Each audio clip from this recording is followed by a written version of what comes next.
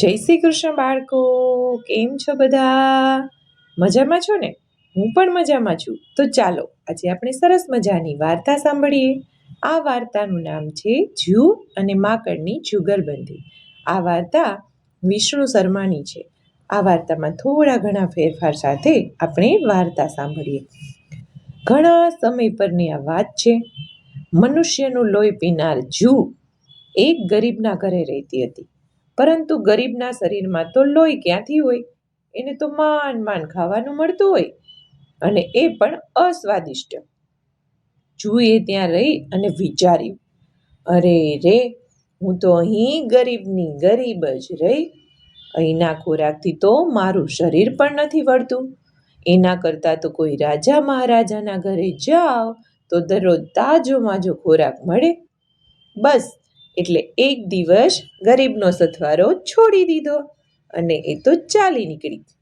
એક દિવસ તે રાજાના ભવ્ય મહેલમાં પહોંચી ગઈ, અને જ્યારે રાજાના શયનખંડમાં પહોંચી તો જાણે અલૌકિક જગ્યાએ આવી હોય એવું એને લાગ્યું, અને એનું મન તો ખૂબ પ્રસન્ન થઈ ગયું.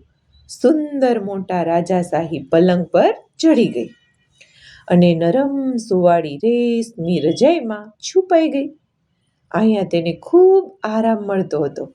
રાત્રે જ્યારે તેણે રાજાને જોયો ત્યાં તો આશ્ચર્ય પામી ગઈ. આહાહાહા! આવો ઉત્તમ અને તાજો માજો ખોરાક આજે મને મળશે? એ તો રાજા છે ભાઈ, જાત ભાતનું ખાતું પીતો હોય. એના ખોરાકથી બનતું લોહી પણ કેટલું મીઠું સ્વાદિષ્ટ હશે. પેલા ગરીબ લોકોને ત્યાં ભૂખે મરવાનું હતું. રાજા તો સ્વસ્થ શરીરનો મસ્ત માનવી હતો, તાજો માજો. રોજ બદામનું શરબત અને સરસ મજાનું મીઠું મધુરું દૂધ પી અને સૂતો હતો. આજે પણ એને વસ્ત્રો બદલ્યા અને પલંગ ઉપર સૂઈ ગયો. જૂ તો ધીરે રહી વાજાના વસ્ત્રોમાં છુપાઈ ગઈ અને રાજા ક્યારે ઊંઘી જાય એની રાહ જોવા લાગી. એમ તો જૂ ખૂબ ધીરજવાળી હોય છે, પરંતુ એક વાતનું દુઃખ છે, જ્યારે તે ભાવતું ભોજન પેટમાં વધારે ભરી લે ને ત્યારે એનાથી ચાલી શકાતું ન હોય. રાજા તો ઘસઘસાટ સૂઈ ગયો એટલે ભૂખ અને સ્વાદની મારી પેલી જૂ તો સળવળી અને રાજાના જાડા શરીર ઉપર ફરવા લાગી. આમથી તે માટા મારે. જૂને તો તાજું અને સ્વાદિષ્ટ લોહી ચાખવાનું આજે નસીબ મળ્યું હતું. એ તો પોતાની જાતને ધન્ય માનવા લાગી. આ રીતે તેના દિવસો રાજાને ત્યાં વૈભવથી પસાર થવા લાગ્યા. તે એવી રીતે લોહી પીતી કે રાજાને તો ખબર જ ન પડતી. તે ખૂબ ધીરજ પણ રાખતી હતી. ધીરજથી કરેલું કોઈ પણ કામ સંતોષજનક હોય છે અને એ સિદ્ધ પણ થાય છે. એના દિવસો શાંતિથી પસાર થવા લાગ્યા. પરંતુ ભગવાન પણ બધાની કસોટી તો કર્યા વગર રહેતો નથી. ક્યારેક તડકો હટી જાય તો છાંયડો આવે, છાંયડો હટે તો તડકો આવે. આ નિયમ તો છે જ. બિચારી જૂ રાણી રાજાને ત્યાં રહી એનું દિલ પણ રાજા જેવું બની ગયું. એક દિવસ કોણ જાણે ક્યાંથી એના ઘરે મહેમાન આવ્યો. એ પણ કોણ ખબર છે બાળકો? કાળો કાળો માકડ. દેખાવે ભૂખડી બારસ લાગતો હતો. એની દયાજનક હાલત ઉપર જૂને તો ખૂબ દયા આવી. માકડે કહ્યું, જૂબેન, હું આવું તમારા ઘરે? જૂ કે આવો ને ભાઈ, મને શું વાંધો?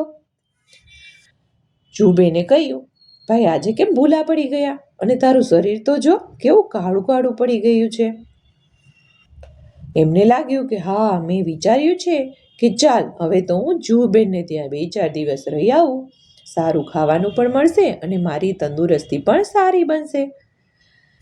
જૂએ કહ્યું, હા માકડભાઈ, તારી વાત તો સાચી છે હો. મારી પણ પહેલા આવી જ હાલત હતી.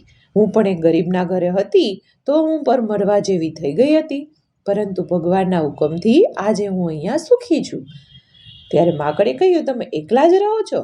જૂએ કહ્યું, હા ભાઈ, હું તો એકલી જ છું, એટલે જ તો રાજ કરું છું રાજાના મહેલમાં. માકડે કહ્યું, ઓ બેન, સાવધાની રાખજે હો. હું તો અહીંયા 2-4 દિવસ રહું તો તને કંઈ વાંધો નહીં ને? જૂએ કહ્યું, કાંઈ વાંધો નહીં, તારી મરજી, રહેજે ને ભાઈ. માકડભાઈ તો ખુશી ખુશી રહેવા લાગ્યા. દિવસના તો તે બંને જણા પલંગથી દૂર રહે અને સંધ્યા પછી નોકરાણી પલંગ સાફ કરી જાય. ત્યાર પછી બંને જણા પલંગના બિછાનામાં ઘૂસી જાય સર કરતા. રાજા આવ્યા, શરબત પીધું અને સરસ મજાની મીઠી મીઠી દ્રાક્ષ ખાધી અને પછી સૂઈ ગયા. રાજા બિછાનામાં પડ્યા એટલે માકડભાઈ સળવળ્યા. પરંતુ જુએ ઉતાવળ ન કરી, કેમ કે કોઈ પણ કાર્યમાં ઉતાવળ ધાર્યું પરિણામ ન લાવે. જુએ માકડને કહ્યું, માકડભાઈ જરા ધીરજ રાખજો, ઉતાવળ સારી નથી હો, આજે પહેલો દિવસ છે તમારો. માકડે કહ્યું, પણ બેન, મને તો બહુ ભૂખ લાગી છે, એમાં યાર રાજાને જોઈને મારાથી રહેવાતું નથી. ક્યારે હું રાજાનું મીઠું મધુરું સ્વાદિષ્ટ લોહી પી જાઉં. પછી તો રાજા ઘસઘસાટ ઊંઘવા લાગે ને પછી આપણે બંને જણા ખાધું. જુબેને તો બહુ એને કહ્યું.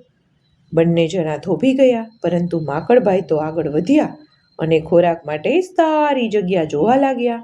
પરંતુ જૂ ધીમે ધીમે રાજાના વસ્ત્રો ઉપર સરકવા લાગી. પરંતુ માકડભાઈ તો ભૂખથી બેબાકડા બની ગયા હતા. વળી સામે મનગમતો સ્વાદિષ્ટ ખોરાક હતો તો ધીરજ કેવી રીતે રહે? એ તો ખોરાક ઉપર જાણે તૂટી પડ્યો. જુબેન તો સાવધાનીથી હજી વસ્ત્રોમાં સરકતા હતા. મીઠું મીઠું લોહી ચાખી માકડ તો તૃપ્ત થઈ ગયો. જેમ જેમ તેને સ્વાદ લાગ્યો તેમ તેમ તે સારી સારી જગ્યાએ ઘૂમીને લોહી ચાખવા લાગ્યો. રાજા તો હજી ઊંઘમાં ન આવ્યો હતો ને, એને જાગી ગયો. તરત જ એને રક્ષકને બૂમ પાડી, અરે ઓ રક્ષક, તલવાર લઈને હાજર થાઓ, મારા વસ્ત્રો તપાસો, આની અંદર જૂ ને માકડ ભરાયા લાગે છે, ક્યારના સળવડાટ કરી અને મને ઊંઘવા નથી દેતા. રક્ષક તો આવી ગયા, ચારે બાજુથી રાજાનો પલંગ ચેક કરવા લાગ્યા. રાજાના વસ્ત્રોમાં જોવા લાગ્યા. રાજાએ વસ્ત્રો ઉતારી અને તરત રક્ષકોએ વસ્ત્રો જોયા. પરંતુ માકડ તો સ્ફૂર્તિલો બની ગયો હતો. તે તરત પલંગમાં જઈ અને ઘૂસી ગયો. પરંતુ બિચારી જૂ વસ્ત્રોનો ત્યાગ ન કરી શકી. રક્ષકે વસ્ત્રો તપાસ્યા તો જૂ હાથમાં આવી ગઈ. બિચારી જૂ, રક્ષકે તેને ત્યાં જ સ્વધામ પહોંચાડી દીધી. હવે આ માકડના લીધે સાવધાન રહેનારી જૂએ પણ આજે પ્રાણ ગુમાવવા પડ્યા. એટલે ઉતાવળા સો બાવરા, ધીરા સો ગંભીર. થોડી ધીરજ રાખીએ તો એનું સારું પરિણામ મળે. જૂબેને તો ખૂબ સમજાવ્યા હતા, પણ માકડભાઈ માન્યા નહીં. એટલે આવા મિત્ર હોય એની સાથે આપણે પણ ફસાઈ જઈએ છીએ. તો આજે માકડભાઈની દોસ્તીના લીધે જૂબેન ફસાઈ ગયા અને માકડભાઈ નીકળી ગયા. તો બાળકો આવજો. જય શ્રી કૃષ્ણ. નમો નમઃ.